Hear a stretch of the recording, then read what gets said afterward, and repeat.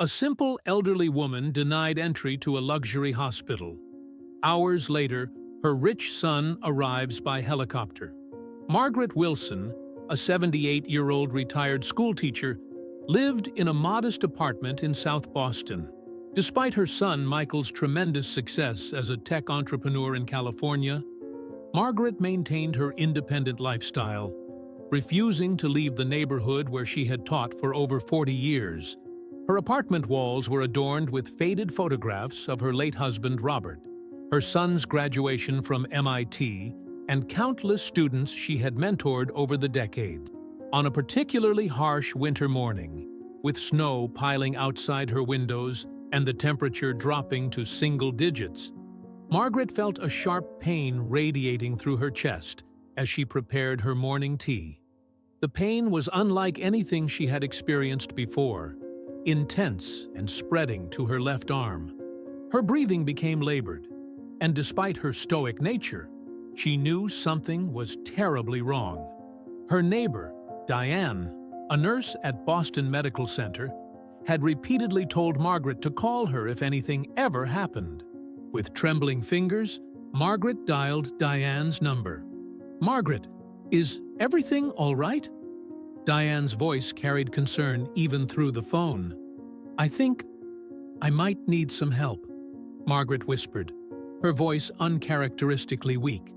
"There's this pain."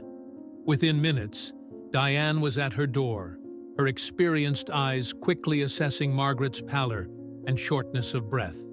"We need to get you to a hospital immediately," she said, already dialing 911. While waiting for the ambulance, Diane asked, "Should we call Michael?" Margaret shook her head firmly. "He's presenting at some important conference today. I don't want to worry him." She clutched her chest again, wincing. Besides, he's all the way in California. What could he do from there?" The ambulance arrived, sirens cutting through the quiet, snow-covered streets of South Boston. As the paramedics loaded Margaret onto the stretcher, she clutched her well-worn purse tightly. Inside was her Medicare card, some cash, and the business card Michael had insisted she keep, his private number written on the back. "Ma'am, where would you like to go?" one of the paramedics asked. Before Margaret could answer, Diane interjected, "Beacon Hill Medical Center is closest. They have an excellent cardiac unit." Margaret nodded weakly as the ambulance doors closed, unaware that her decision to avoid bothering her son would soon be tested in ways she never imagined. The ambulance pulled up to Beacon Hill Medical Center's emergency entrance, its pristine glass facade gleaming in the winter sunlight. The facility was renowned as one of Boston's most exclusive hospitals, catering primarily to the city's elite and those with premium insurance plans. As the paramedics wheeled Margaret through the sliding doors, a receptionist in a crisp navy suit approached, clipboard in hand. "Name and insurance information, please," she requested, her voice professionally detached. Diane, who had followed in her own car, stepped forward. "This is Margaret Wilson. She's experiencing chest pain and left arm numbness, classic heart attack symptoms. She needs immediate attention." The receptionist's eyes flicked briefly to Margaret's worn coat and sensible shoes before returning to her computer screen. "I'll need to see her insurance card before we can proceed." With shaking hands, Margaret pulled out her Medicare card from her purse. The receptionist examined it, then made several quick keystrokes. "I'm afraid Mrs. Wilson's coverage isn't accepted at this facility," she stated flatly. "We're a private health care provider, and her basic Medicare doesn't meet our minimum insurance requirements." Diane's face flushed with anger. "She's having a cardiac event. You can't just turn her away." "I'm not turning her away," the receptionist replied, emphasizing each word. "I'm informing you that this isn't the appropriate facility for her coverage level. Boston General is just 3 miles east. They accept all Medicare patients." Margaret, still on the stretcher, felt a wave of humiliation wash over her. worse than the physical pain. She had taught generations of this city's children, including some who probably now worked in this very hospital. "It's all right, Diane," Margaret whispered, her pride intact despite her pallor. "Let's go to Boston General." The paramedics exchanged uncomfortable glances, but began wheeling Margaret back toward the ambulance. As they did, a young doctor in scrubs rushed forward. "What's happening here? This woman clearly needs medical attention," he demanded. "Dr. Reynolds, this patient's insurance isn't accepted here," the receptionist explained. "I've recommended Boston General." Dr. Reynolds looked conflicted, glancing between Margaret and his supervisor, who had now appeared in the doorway with a warning look. "I'm sorry," he finally said to Margaret.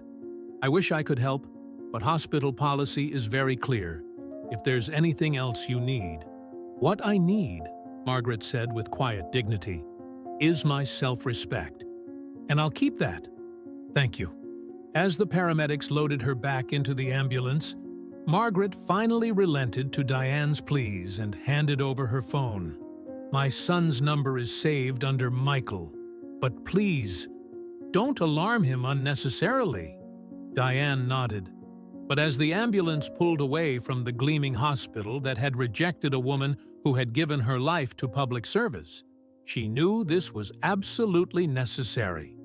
Michael Wilson sat in his penthouse office overlooking San Francisco Bay, preparing for his keynote speech at the annual Tech Innovation Summit.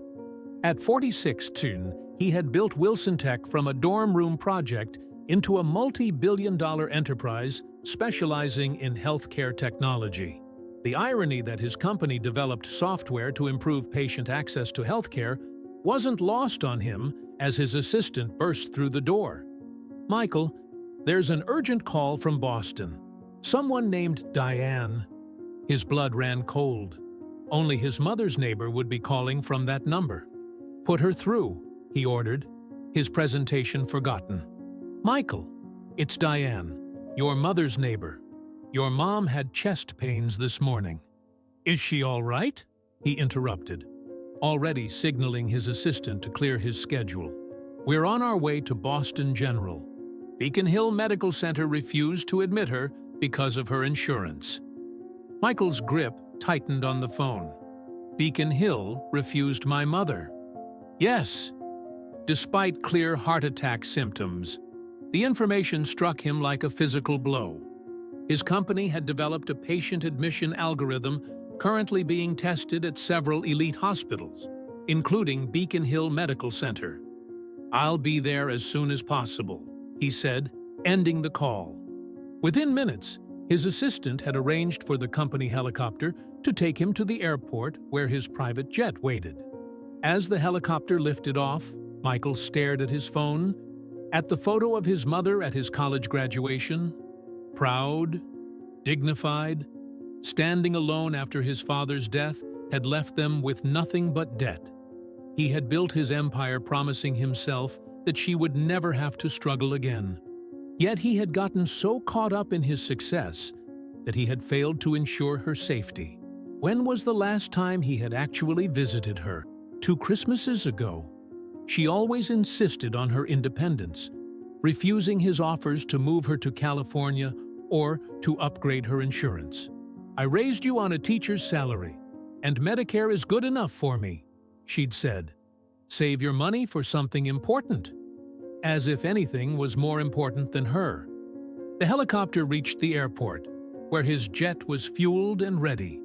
Michael boarded with only his laptop and phone, leaving behind the presentation that would have launched Wilson Tech's new healthcare equality initiative, an initiative that had clearly failed his own mother. As the jet took off, Michael made 2 calls, one to his company's legal department and another to a former classmate who now sat on Beacon Hill Medical Center's board of directors. "Thomas? It's Michael Wilson. We need to talk about your hospital's admission policies. Now." Boston General Hospital bustled with activity, its worn corridors filled with patients from all walks of life. Unlike the marble floors and hushed atmosphere of Beacon Hill Medical Center, This was a place of practical medicine, where doctors and nurses moved with efficient urgency rather than measured decorum. Margaret had been admitted immediately, her condition diagnosed as a serious but treatable cardiac event. She lay in a curtained area of the emergency department, monitors beeping steadily as she waited for transfer to the cardiac unit. Diane sat beside her, relieved that Margaret was stable but still furious about their earlier rejection. She checked her watch. It had been nearly 6 hours since she'd called Michael. Outside, the hospital staff's attention was suddenly drawn to the unmistakable sound of helicopter blades. Such arrivals were typically reserved for trauma cases from remote areas, not routine transfers on a Tuesday afternoon in Boston. The hospital administrator rushed outside as the sleek black helicopter touched down on the helipad, the Wilson Tech logo gleaming on its side. Michael Wilson emerged, his tailored suit incongruous against the medical setting, followed by a team of specialists he had assembled and flown in from New York during his journey. "My mother, Margaret Wilson," he demanded without preamble. "Where is she?" Guided to the emergency department, Michael pushed through the curtain to find Margaret connected to various monitors, looking small and frail against the white hospital sheets. "Mom," he whispered, his commanding presence instantly softening. Margaret's eyes widened. "Michael, what are you doing here? Your conference isn't important," he finished, taking her hand. "You are." The lead doctor from Boston General approached with Margaret's chart. "Mrs. Wilson is stable. We're preparing to move her to our cardiac unit for further observation and treatment."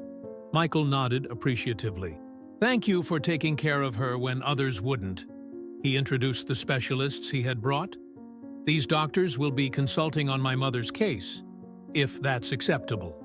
The Boston General physician welcomed the collaboration without hesitation, a stark contrast to the territorial posturing often displayed at more prestigious institutions. As arrangements were made for Margaret's care, Michael stepped into the hallway to take a call from his legal team. The hospital administrator approached cautiously. "Mr. Wilson, there's someone here from Beacon Hill Medical Center."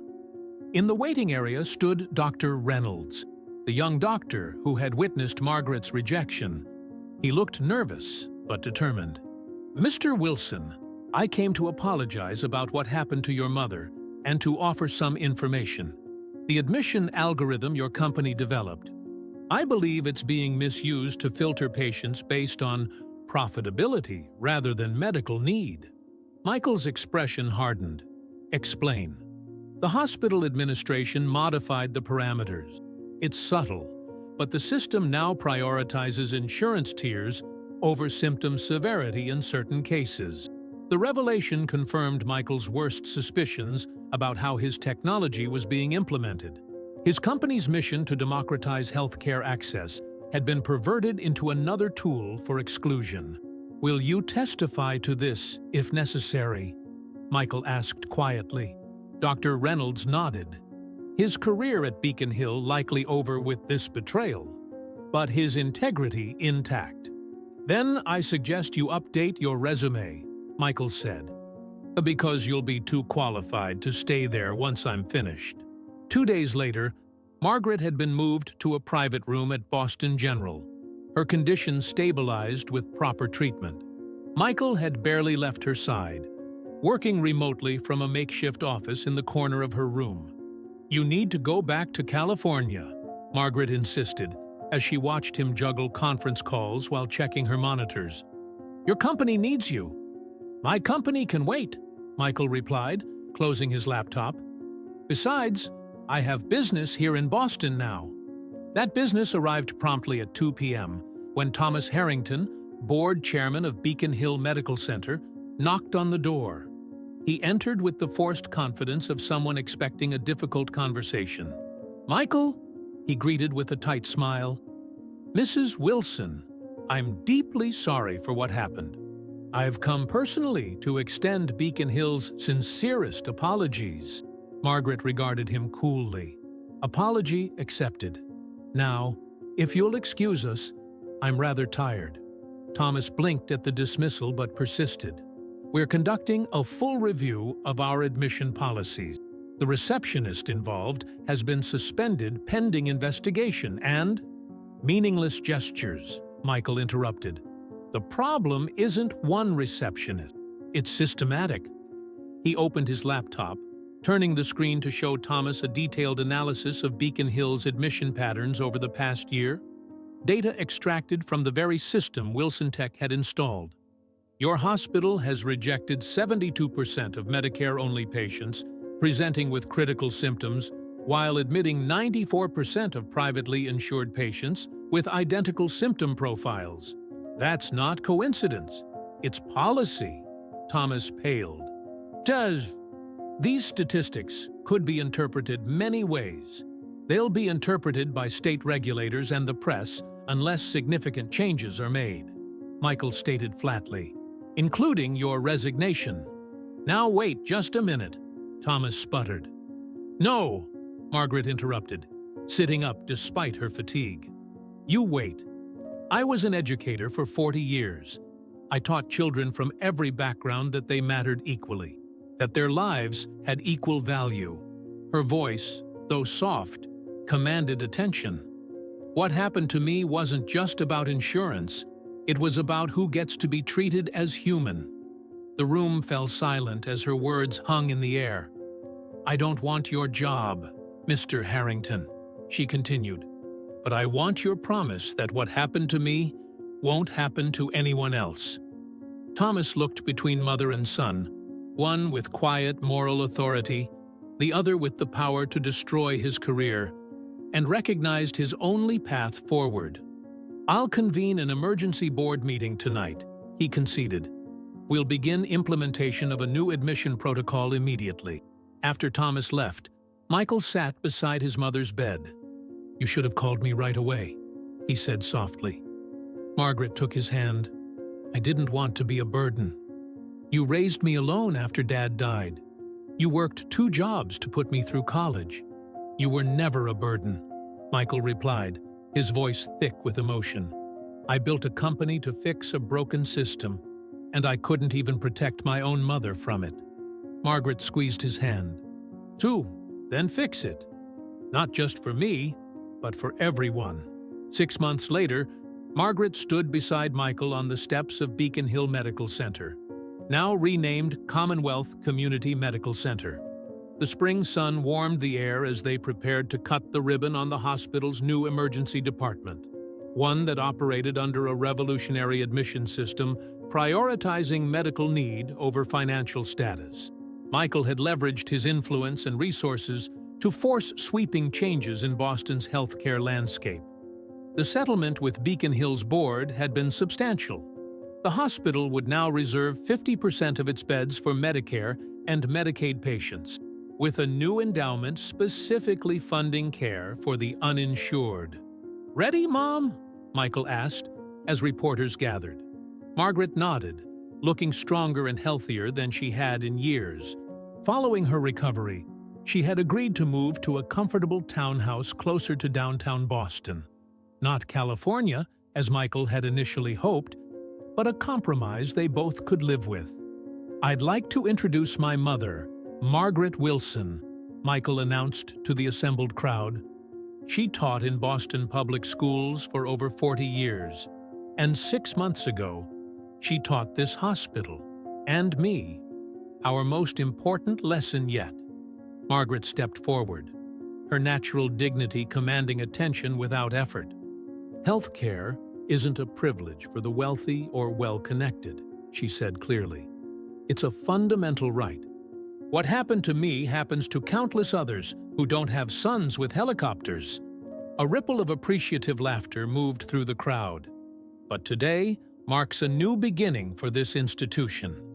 After the ceremony, Dr. Reynolds, now the hospital's new chief of emergency medicine, gave them a tour of the renovated facility.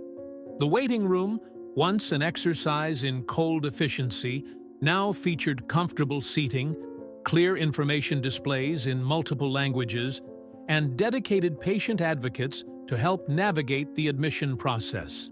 "The new algorithm your team developed is working beautifully," Dr. Reynolds told Michael.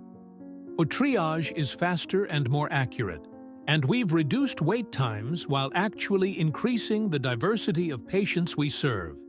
As they walked through the emergency department, Margaret paused to watch the medical staff in action, treating an elderly man with Medicare, a young mother with state insurance, and a business executive with premium coverage, all with the same urgency and care. Later, over dinner at Margaret's favorite local restaurant, Michael asked, "Are you sure you won't reconsider California? The weather's much better for your health." Margaret smiled. "My health isn't just about climate, Michael. It's about purpose. I've joined the hospital's patient advocacy board. Apparently, my lived experience is valuable." Michael laughed. Always the teacher. "Speaking of which," Margaret continued, "what's happening with that education initiative you mentioned? The one bringing technology training to underserved schools?" "It's in development," Michael admitted. "Budget concerns have slowed things down." Margaret raised an eyebrow. "Budget concerns? From the man who flew specialists from New York because his mother had heartburn." "It was a cardiac event," Michael protested.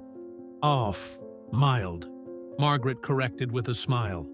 "The point is, education deserves the same urgency as healthcare. They're two sides of the same coin." Michael recognized the familiar determination in his mother's eyes, the same look she'd given him when insisting he apply to MIT despite their financial limitations. "You're right," he conceded. "I'll have a proposal on your desk by next week." The Margaret Wilson Education Initiative has a nice ring to it. "Just make sure it serves those who need it most," she replied, "not just those who can afford it." As they finished their meal, Michael's phone buzzed with messages from his executive team in California. For once, he ignored them, focusing instead on his mother's stories about her former students now working at the hospital. Doctors, nurses, and administrators who had once sat in her classroom. The snow had melted from Boston's streets, leaving behind the promise of new growth. And in that moment, both mother and son understood that their most important work, not just in healthcare or education, but in reconnecting with each other, was just beginning.